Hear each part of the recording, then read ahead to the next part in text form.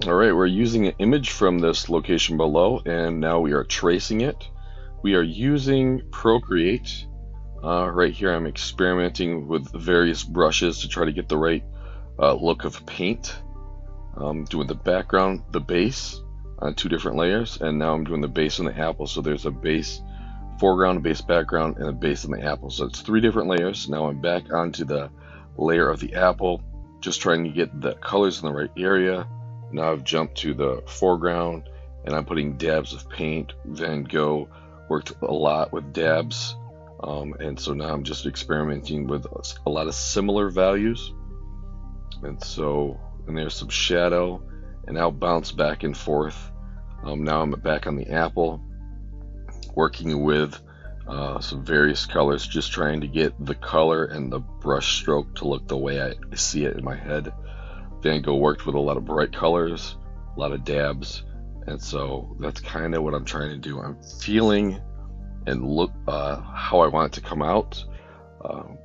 All this time I'm looking at the original reference image and comparing my work to the reference image, and then I'm comparing my dark shadow area on the right to the other areas around it, and I'm trying to get that comparison to figure out what I want and where I want it. And I don't really want it to look like an Oreo cookie or a Neapolitan ice cream. I want there to be a subtle change, not a harsh change, but I don't want it to be like such a gradual change.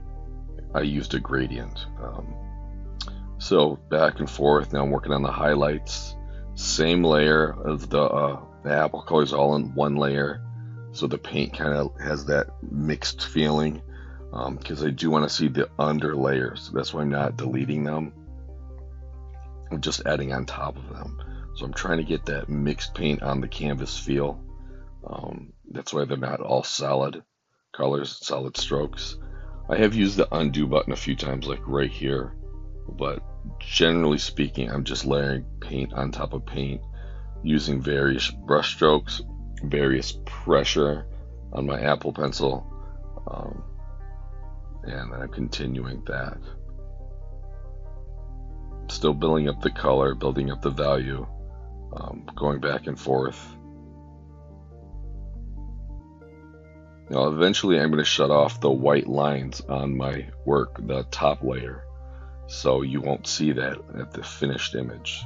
It's more of just like a rough guideline in the beginning.